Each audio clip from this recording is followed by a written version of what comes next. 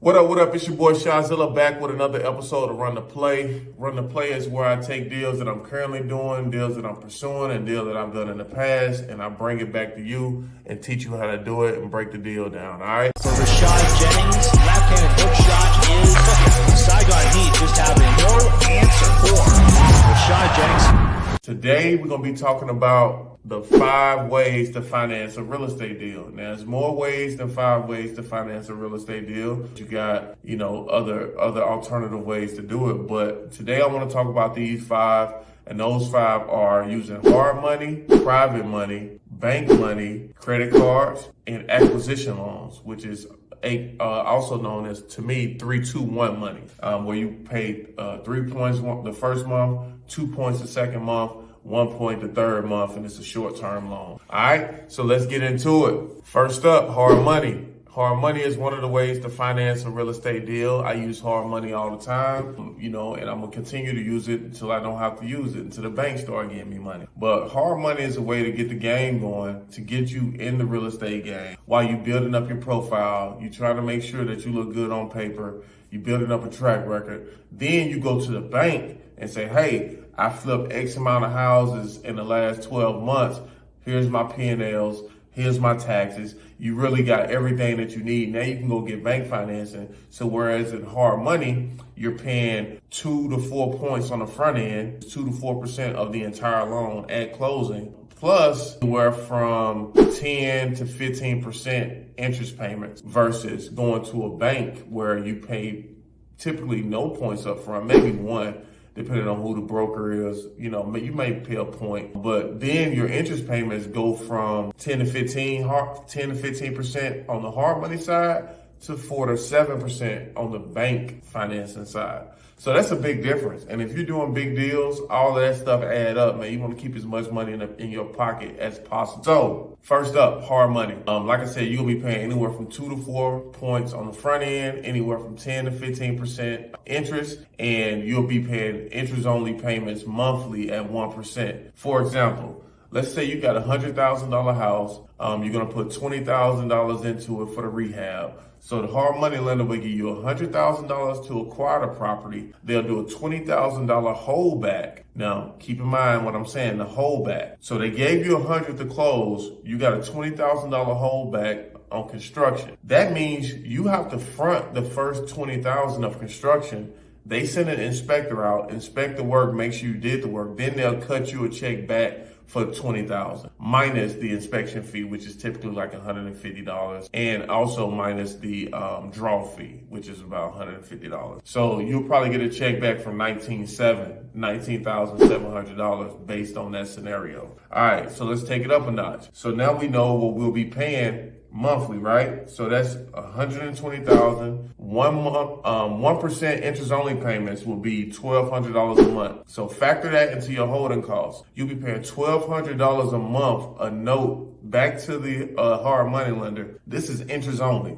All right. So you paying that every month. And if you default on that, that gives the hard money lender the right to foreclose on you. All right, so let's take another example. You got a $200,000 house, you got a $40,000 renovation, you all in at $240,000. 1% of that would be $2,400. You'll be paying $2,400 a month on that property, interest only payments, and so forth and so on. The more they lend you, the more monthly payments you're gonna have. So keep that in mind. So that's hard money, babe. That's hard money in a nutshell. Typically also too, depending on your experience level, you're going to have to bring anywhere from 65%. Well, LTV is going to have to be anywhere from 65% to 75%. That means you got to bring 25 to 35% to closing. Now, once you've built up a relationship with the hard money lender, like I have now they introduced me to the 100% program. So I don't have to bring any money to the table for my deals now if the deal's good enough. Now the numbers have to make sense, but then you also personally have to qualify for that 100% loan, and the way to qualify for that is paying back loans that they've lent you previously, as well as having experience. So that's hard money. Next up, private money. Private money is some of the best money that you can get. You know why? Because you can set your own terms. Private money you can get basically from anywhere from friends and family, your old teachers, your old clients, your past clients, some of my past clients or some of my private investors now, friends and family, people that I met at different events, networking events, real meetings, meetups, different stuff like that. Just being visible. A lot of people I hope this is not you that's watching this video, just asking questions just to ask, but like, I'm giving you the exact answers. I'm not holding back anything. Like, you need to be taking notes. You need to be taking this information and seeing how you can implement it in your life today. Like, go to a networking event. You never know when you're looking at your next business partner or private lender. When I met one of my private lenders, I didn't know he was my private. I didn't know that. I wasn't even investing at the time. He met me when I was being a broker. I didn't even know that I was, I wasn't even investing at the time. But I met him, right? So let's say I met him at some type of meetup at a bar or something like that. And we hadn't had any contact after that. I ended up putting a deal on Bigger Pockets saying that I was looking for financing. He remembered me from the event, sent me a DM, said he's interested in that deal. We've been doing deals so it's key to show up. I showed up to the networking event. I'm active on Bigger Pockets. Like, I have a profile. Like, I'm not, when you Google me, things pop up. And that's another thing that I try to tell real estate investors, especially the ones that are trying to raise money. You need to be visible. Like, it's 2022. The first thing people do when they meet you is they Google you. Hey, that's just what it is. I didn't make the rules. That's just what it is when the digital age. So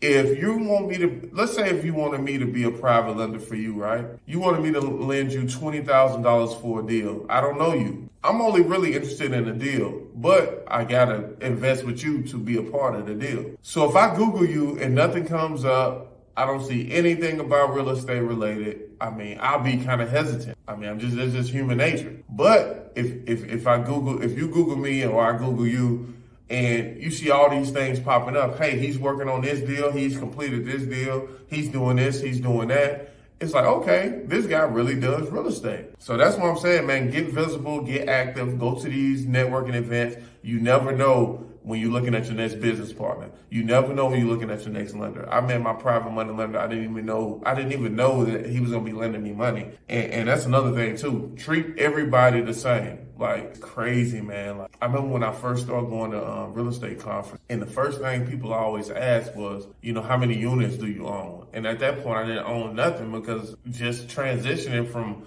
professional basketball to real estate. And what I really realized was people are asking specific questions so they can gauge how to treat you.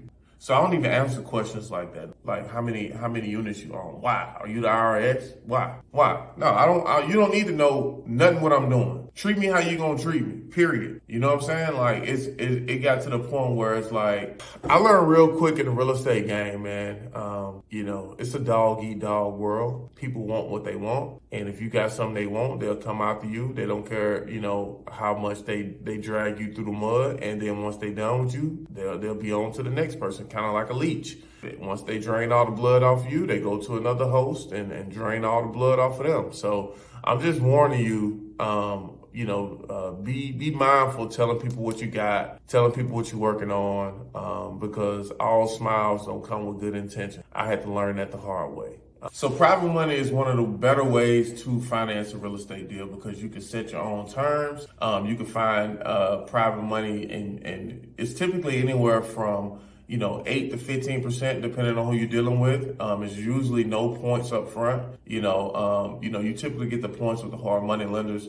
And the difference between a hard money lender and a private money lender is a hard money lender is somewhat a structured business. Like, they made a business out of it. Private money is just basically friends and family. They got some money. They believe in your project, and you write up a promissory note, and then y'all off to the races. Next up, bank financing. Now, bank financing is some of the best money that you can get. I learned this from Ben Mala. I went to one of Ben Mala's events about 2 years ago down in Orlando.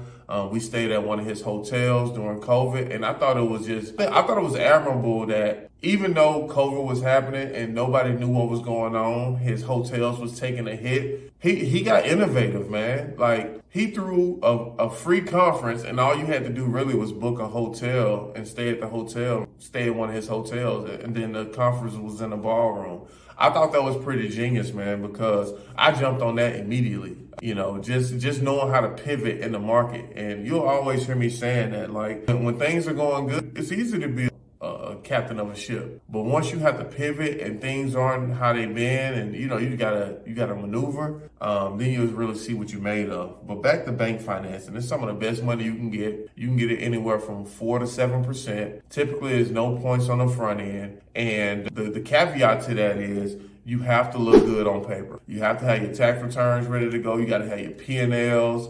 You got to have, you just got to have everything. You got to have all your documentation, your LLC documentation. Like, you really got to be, and last but not least, you got to have the credit score. You got to probably have a 680 or above to really fool with the bank. So if not, you can keep doing hard money, or you can start doing credit cards, which is what I'm going to talk about next. Credit cards. Man, so we talk about percentages on everything. Credit cards is some of the most expensive money you can get, but it gets you in the game. And, people use credit cards until they don't have to use them anymore. And I'll say this too. If you're a disciplined investor and you're paying off these credit cards at the end of every month, then it works for you versus against you. But if you're somebody that's really strapped for cash and you're using this to float projects, and you're not paying it off at the end of the month, and you're getting hit with this 24% APR every month, or whatever the percentage is on your credit card, it's going to be hard to get above water, but credit cards will get you in the game. It'll get you out some jams. And I have financed some properties with credit cards. I do it all the time. But the main thing is be disciplined. If you can, pay them off at the end of each month so the interest don't hit you. So that's another way to finance deals. Last but not least, 3-2-1 money. I call this 3-2-1 money. I found the lender, and I never even knew about this type of lending until I bumped into her. And my hard money lender introduced me to her. You see how the network works together? Like, when my hard money lender can't do a deal, he'll refer me off to somebody. You see how this works though? That's why networking is such a key part of the game, because I went to a real meeting, met my hard money lender. My hard money lender introduced me to one of my private money lenders. And these deals just compound and compound and compound. And just by making that one decision to go to the real meeting, I've made hundreds and hundreds of thousands of dollars, through this one connection. So yeah, 3-2-1 money. 3-2-1 money is basically you paying 3 points on the front end of the first month.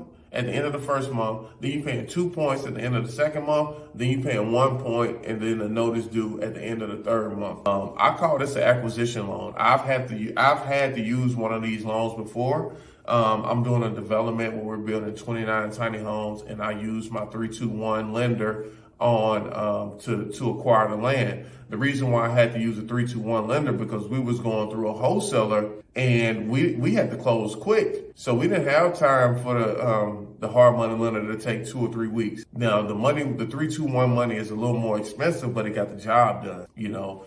We're talking, we paid $150,000 for the land, and once we got our rezoning entitlements back, that land value almost tripled up to $450,000. So, it's on a case-by-case basis, but in that case, it was well worth it. Like, the numbers made sense. So 3-2-1 money is 6 points in 3 months. It's expensive as hell, but sometimes you got to do what you got to do. Just like that situation I just explained to you with the 29 tiny homes. That's a $6 million development. If you really break down the numbers, let's do 150 times, what's 150 times 6 points? Somebody can help me out. I don't have my calculator with me. If I had to do it off the top of my head, let's see, 3 points of that would be 45. It's about $8,000, $9,000. So we paid $9,000, but we got a $6 million development. So in that case, I'll definitely do that deal. So that's 3-2-1 money. Those are the 5 different ways to finance real estate. Of course, you can use owner financing and things like that. You can do wraps, other different creative strategies. Subject to, I've done that too. Now I'll say I got videos on subject to, and I'll do another video on that as well. But these are the 5 different ways to finance a real estate deal. If you got any questions, leave them in the comments. I answer all the comments myself. This is a free mastermind session. Drop the comments under my YouTube. I answer them, all of them myself. I don't answer DMs. If you want to ask me a question, you better ask it under one of my videos on YouTube. If I'm gonna be taking my time answering your questions, which I don't have a problem with, at least let's be smart about it and let's run this algorithm up. All right. So look, like, comment, subscribe, ring the bell to get notified. These are the 5 different ways to finance a real estate deal. I've used all of them. They all work different for different situations.